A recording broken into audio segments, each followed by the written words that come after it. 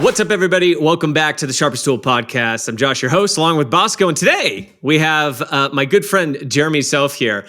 He was a coaching and training manager at the Blue Collar Success Group. So he's got a rich background in business development.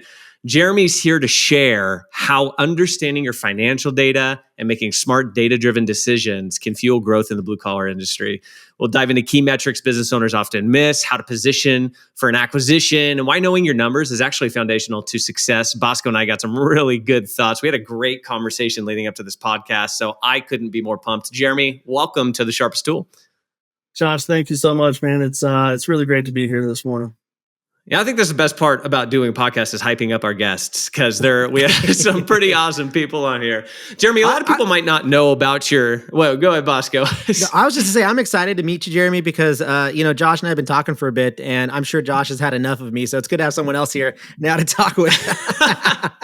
When we launched back into this season, it was definitely the Bosco Josh show, but it's nice to have some guests back on the horn here. So. Jeremy, a lot of people might not be aware of who you are, who the Blue Collar Success Group is, what you all impact in the home services industry. Let's start by let's get a background about Jeremy Self. Who is Jeremy Self? Tell us a bit about where you started, where you're at now, and the journey along the way. Sure, absolutely. I'm born and raised in Nashville, Tennessee, so I'm from the South. It's funny because I'm one of those people that will say I didn't choose the trades chose me, I never had an inkling to be in the trades. It was, I was a salesperson. I was an in-home salesperson. And quite frankly, way back in 2003, I answered an ad in the classifieds in the newspaper. If you want to date and age yourself a little bit. So answered an ad in the classifieds for an in-home salesperson. And it happened to be for a plumbing and air conditioning company. Selling air conditioning products to homeowners, so residential replacement sales. I didn't know anything about air conditioning, like nothing. I mean, I knew that you play with the box on the wall till you get comfortable, and you change your filter as often as you can remember. And that was the extent of what I knew about air conditioning at that time. But, got trained up, had the sales experience, had a phenomenal first year in, really, really good stuff from a production and sales, and was kind of in charge of the sales department by year 2, and by year 3 in 2005, that organization decided to become a part of a franchise. And so the plumbing was going to be one franchise, the air conditioning was going to be another franchise. And so they asked me to be the general manager of the air conditioning franchise. And so I became a GM there at 25 years old. Wow. So now I'm 2 years into the industry. I'm 25 years old. And here I am running a multi-million-dollar air conditioning business. There's two things that go through your mind, Number one, what am I doing? And number two, man, I'm pretty awesome, I mean, those are kind of the two feelings you got. Like, man, I'm pretty awesome, to be where I'm at. And then number two, man, I have really no idea what I'm doing here. So went on, ran that for a few years. That franchise actually got acquired by the corporation that owned the franchise. And then I left there and went to a competitor and started over in sales again, and then jumped into starting an air conditioning business for an electrical contractor in town. And then eventually circled back and ended up reconnecting with the original person I got into the industry with. And before I became a coach at Blue Collar for 7 years there, operated a plumbing and air conditioning business, some multi-trades, multi-locations. We had locations in Florida and Tennessee, until that was acquired early in 2020. And that's kind of what kicked off, the opportunity for me to get into coaching and training. That's amazing. You hear oftentimes about people like getting into like owning a business, right? But very seldom do you hear somebody who started with the classified ads, moved up through sales, different parts of the organization, ran a shop, GM, to acquiring, through acquisition, now into coaching. There was a recent CEO placement for Nike a couple weeks ago, Elliott Hill. And he's 60 now, I believe, but he just got named CEO of Nike, and he started as a sales rep intern in the 80s. And so just another one of those stories from kind of, kind of the low end of the totem pole running through the organization and now the top end. That's such a cool story. And I think it gives you such a unique perspective on the industry that others just aren't able to grab onto. Mhm.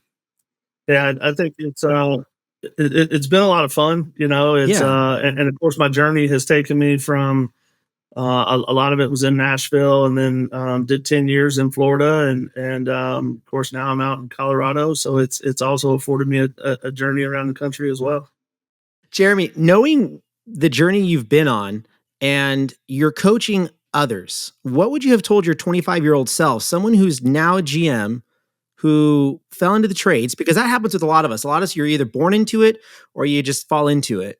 But knowing what you know now, what would you have told your 25-year-old self? Because there are others out there what advice would you give me who's just starting out in this kind of role or capacity? I think probably the biggest thing that I would say is find yourself a mentor. Get around people that have been doing it longer than you. Get around people that are smarter than you. It's one of those things where I'm going to say that I paid a lot of dumb tax along the way, meaning I paid a lot of.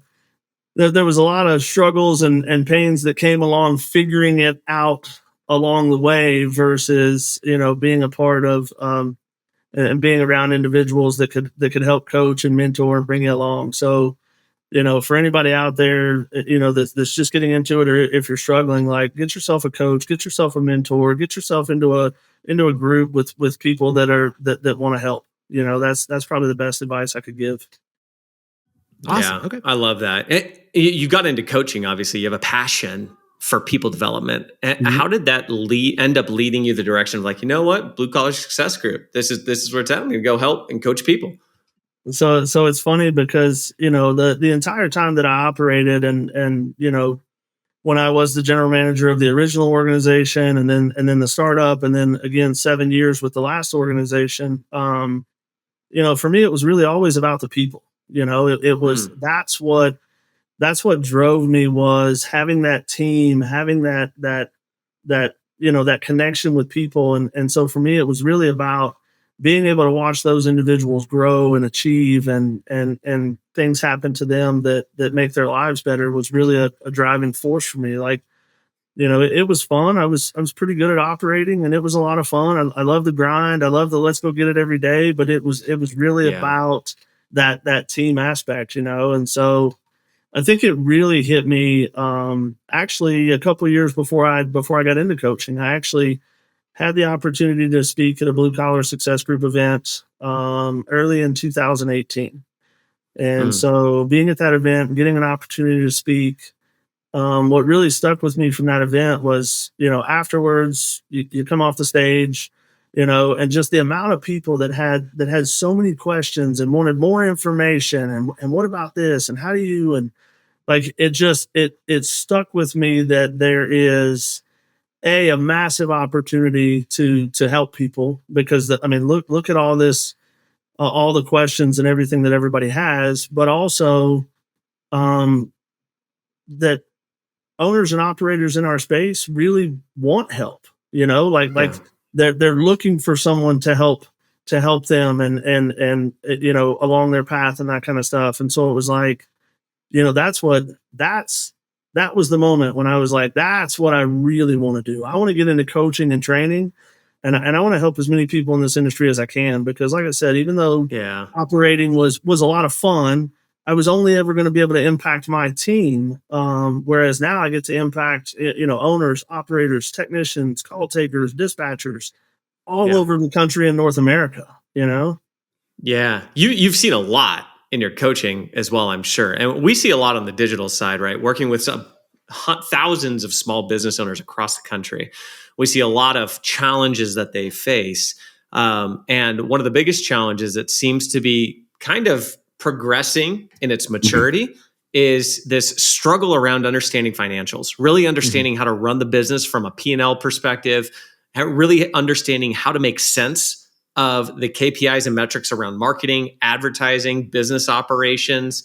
Why do you think so many blue collar businesses really struggle with understanding the financials as they're growing? So I think there's a few things there. I think number one, so first of all, I think it goes back to why do a lot of these businesses get started, right? And most of Mhm. them come from somebody that's working in another trades business or service business that decides, you know what, I want to go do my own thing. And Yeah. so, what they're really looking for when they go and do that is they're looking for freedom. Either freedom to or freedom from. They're looking for freedom from doing it the way they're doing it now and they want to go do it their way, or they're looking for freedom to do it their way, or freedom to create the life that they think they can achieve by doing it on their own. And so I think what they would really want to go do is they want to help people and they want to fix things, they want to work with their hands. And the business part of it is just not in their unique ability, and so it's not something that they're necessarily interested in. And let's face it, humans are people that we want to do things that we're confident in, and we tend to shy away from things Yeah. that we're not confident in. And so because of that, I think that there's three key reasons that there's a lack of understanding. Number one, they don't have the numbers. Number two, they don't have easy access or availability to the numbers. Or number three, they don't know what the numbers say. So there's not a focus around it because I don't know what I'm looking at anyways. Yeah. Yeah. We see this on the digital side too. Obviously, Scorpion just launched our newest product, kind of debut it here on the Sharpest Tool, the Revenue Max product. And basically it's a combination of all of our collective marketing expertise bundled together to be able to ultimately maximize the revenue that you're driving with the advertising efforts that you have. Nice. Because we see this too. It's not just about that cost of a click, right? It's not just about that cost of a lead. It does boil down to the cost of that acquisition and then how you're actually leveraging all that data to make smarter decisions over time to continuously improve. If you think of your Kaizen, efforts in manufacturing, right? It's this continuous improvement.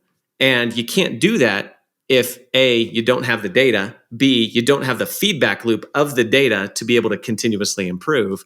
And so it seems to me like with the advent of stronger CRMs, CRM integrations that are able to integrate back to marketing efforts, people are able to make more sense of this world than ever before. And it's honestly, it's almost silly to not take advantage of that when you can and if it's readily available. Whereas 5 years ago, it wasn't. The market wasn't ready for it, right? Well, and I think you're exactly right. And so it's funny. As a coach, it's funny how we, as we teach and we coach and we train, how many connections I find between childhood and what we do today. And so I look at it like I look at the financial numbers and the KPIs and those things in service businesses today a lot like, when you were a child, if you got a really cool picture to color, but it was complex, and it was going to have a lot of colors and different details. It was a color by numbers, right? And so what you had to do was simply follow the numbers and it would tell you how to create the beautiful picture that you're looking for. And so our business numbers, our performance metrics, and our financial numbers are literally a color by numbers for operating a service business. And so if we will just simply look at the numbers and follow the numbers, they'll tell us how to build the business that we want to build. Yeah. Now, you've been a part of businesses that have been acquired. And I think there's this wave of acquisitions, mergers, buyouts that started really in 2020 when a lot of business owners who didn't have as much stability or they perceived they didn't have as much stability, they just started selling and private equity groups started sweeping in. And these obviously home services businesses, when run well, they're recession proof. They can be really strong. They can have really strong cash flow for the business. There's a lot of benefits to running a home service business. And so we started to see really aggressive offers from private equity groups or portfolio groups to really roll up home service brands underneath one umbrella to be able to continue to build and expand the effort to serve more people. But you've been a part of that. So and a lot of business owners are thinking that might be the end game for them. What are some key steps business owners can take to make their companies more attractive for an acquisition or a merger or a buyout?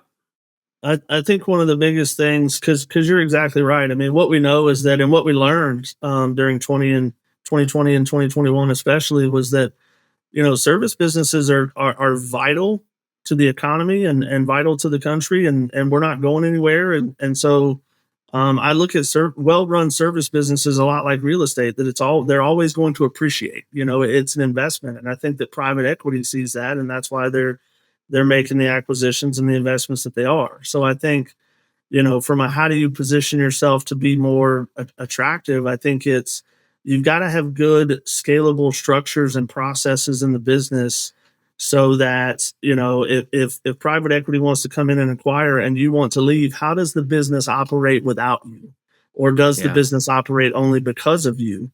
I think is one of the biggest things. And then I think proper accounting practices, like if your numbers are not good, clean data and good, clean numbers, the valuation of your business, while it may not prevent you from getting acquired, it could cost you hundreds of thousands, if not millions of dollars, simply by not having good, clean financial data, around. Go ahead.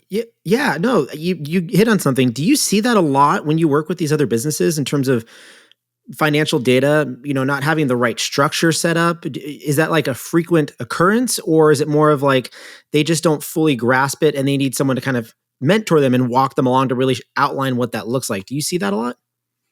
So we actually see quite a number of businesses that come to Blue Collar actually come to us with very little financial data.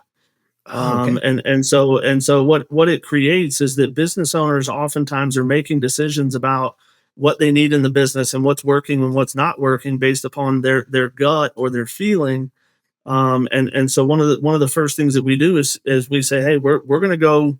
We got to work on getting some financials, because financials, see, when an owner comes and wants to say this is working, this isn't working, whatever it is, anything that comes from a human always includes perspective, right? Mm-hmm. So it's coming from my perspective. It's my perspective of what's working and not working in the business. And that's what I love about the numbers, is that the numbers don't have a perspective. They're just the numbers, right? Right. They just tell the real story without emotion, without perspective.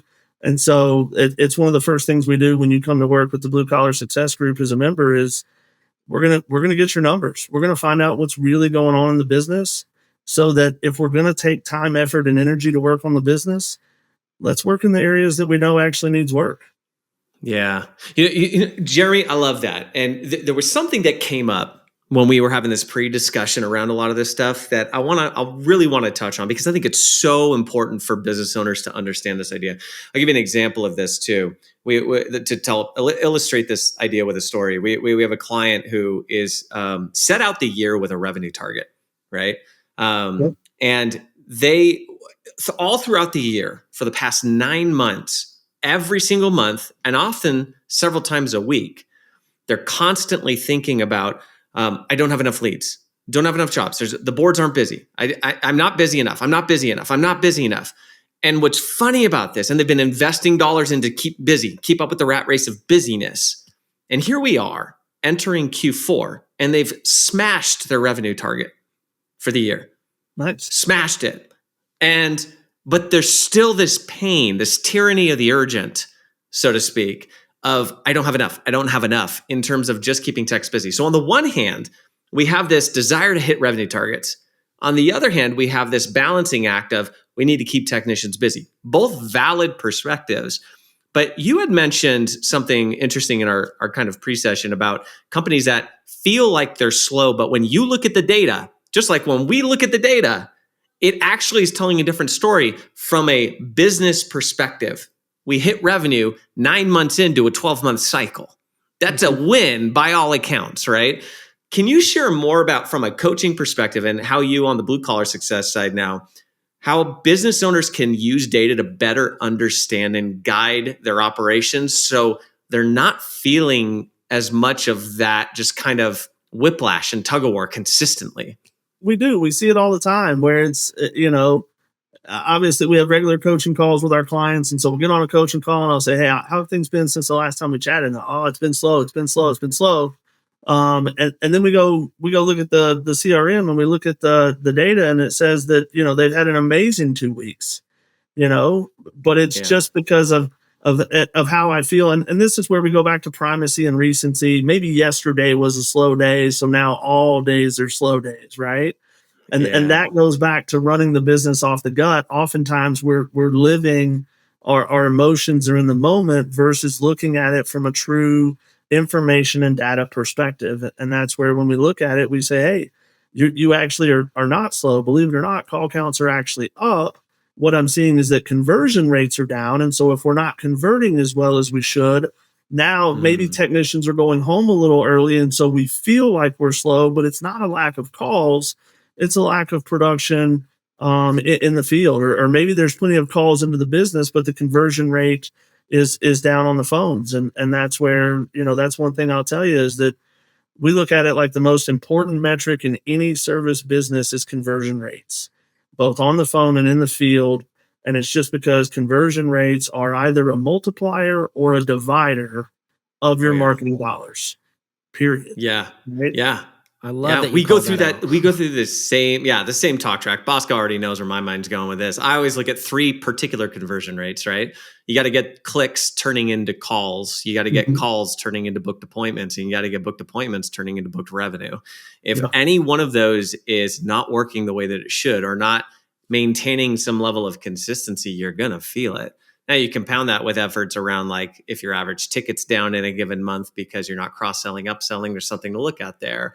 If your CSRs, there's gaps in your CSRs. Measuring, people don't realize this all the time, that your CSR is a salesperson. Your technician is a salesperson. There's a sales component to what they do in providing an experience and selling a customer on the experience you're trying to provide. I love that you call that out from a coaching perspective. Sounds like we need more of our clients to be working with the Blue Collar Success Group and with Jeremy over here. That's what I'm thinking, because it's such an important piece. Certainly don't hate that idea, and that's what it's funny, because our mission is to accelerate the path of success of home service companies, and I think it stems from, how can we reduce the dumb tax that gets paid along the way to success? Oh yeah, because at the end of the day, we want all the business owners we work with to be successful. And the more we can leverage data to help them do that, the better. What would you say? We mentioned conversion rates as one, super important. Everything boils down to that, right? But what are some of the other, like, what you would say the most important numbers and metrics business owners need to focus on daily in order to ensure the business is on the right track? So I think, depending on the size of your business, this can change a little bit, but some key things that we need to be looking at are, conversion rate and average ticket. We can look at those on daily. And then obviously revenue to budget. Revenue to budget gives me an idea of on track, off track on a daily basis.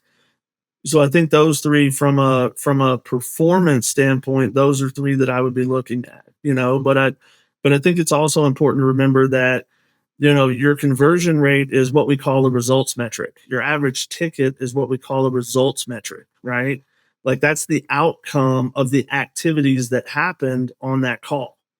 And so I think there's some, so we have to look at conversion rates and average tickets and revenue to budget, because those are results metrics. And what they do is they indicate that things that we want done are getting done or not getting done on the calls that are being run. And that's where we can now reverse engineer and say, okay, conversion rates are low.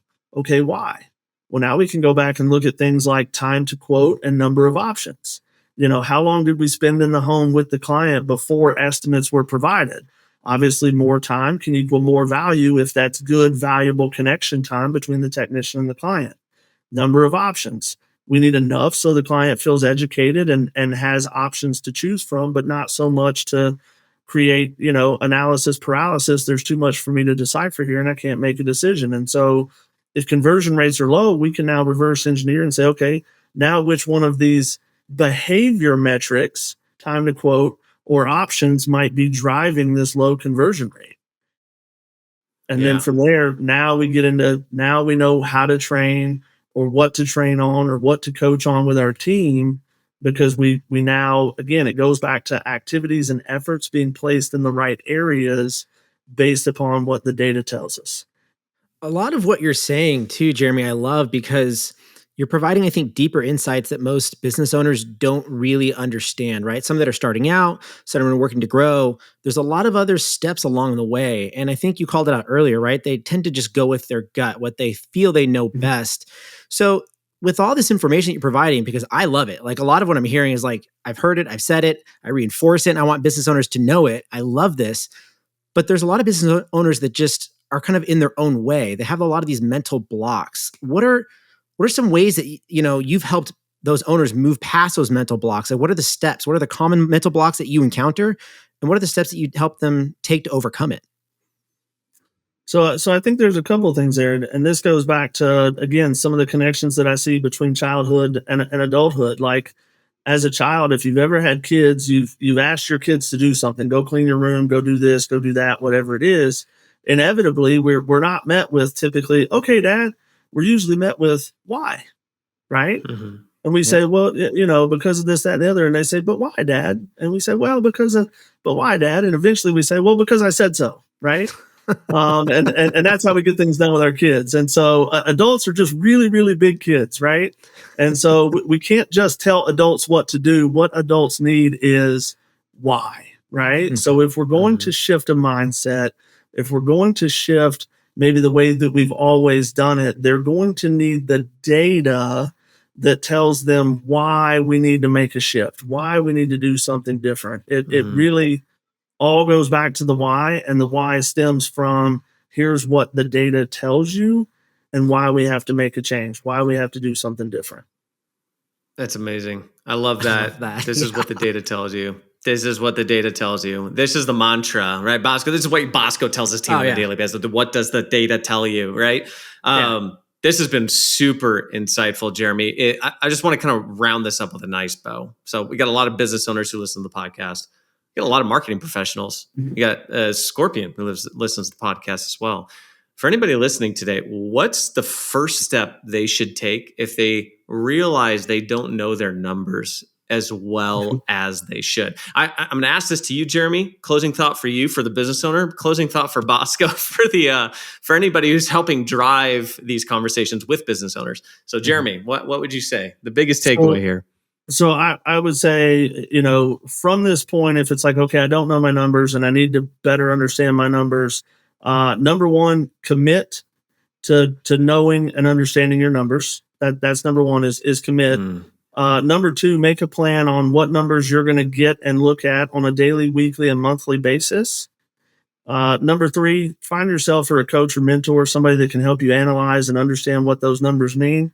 And then number four, back to commit to regular financial reviews with a financial coach or analyst or somebody that can help you understand what's going on in your business. And are we headed for good times, or, are we headed for danger? Yeah, I love that. Bosco, what would you say on the flip side of that to everybody else who's helping business owners in this space? It's pretty similar, right? You've got to know the numbers, right? You've got to understand the data.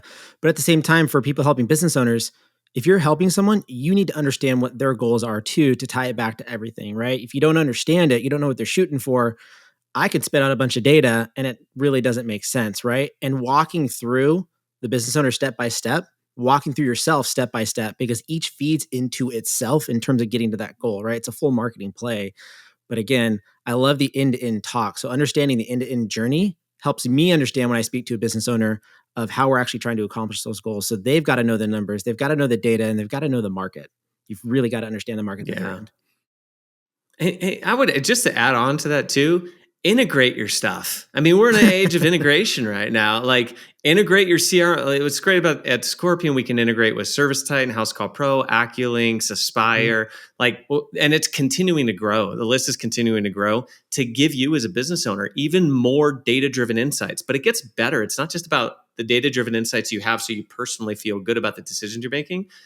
We're in an age where you leverage technology to take those data insights and do the decisions for you. And I think that's one of the powerful benefits of being able to make sure that you're continuing to push the envelope and push the narrative of the tools you're using for your business to be able to incorporate a lot of the advances in technology that we have and a lot of the integrations that we have available today to be able to make more sense of the data. So I love all that. And last but not least, can we just call out Jeremy's amazing Star Wars I know. obsession? I love it. We did that earlier. It's amazing. Jeremy, this has been awesome. I can't thank you enough for jumping on the podcast. I know there's so much more we could dig into, but I appreciate your time, all the insights. We'll have to do a round two. This is great. Yeah. Josh, Bosco, this has been a lot of fun. It's been a blast being on with you guys, and you're absolutely right. I mean, we could do we could do 10 more of these around numbers. Oh, yeah. Like we Yeah. literally just kicked a little dirt off the top of the surface today. You know, there's so much more to dive Totally. deep into numbers. Yeah, for everybody listening, definitely hit that like button and give that subscribe button a nice pound so you get more of the awesome content from Scorpion and the Sharpest Tool podcast. And if you're curious about how Jeremy can help your business or Scorpion can help your business, definitely check us out at scorpion.co. That's SCORPION.co. And you can find out more about Revenue Max and how that can help your business. Jeremy, where can people find out more about you and the Blue Collar Success Group? Very simply go to the bluecollarsuccessgroup.com. You'll see an opportunity there to connect and learn more about what we do and how we can help. Awesome. Thanks again, Jeremy. And thank you for listening. We'll talk soon.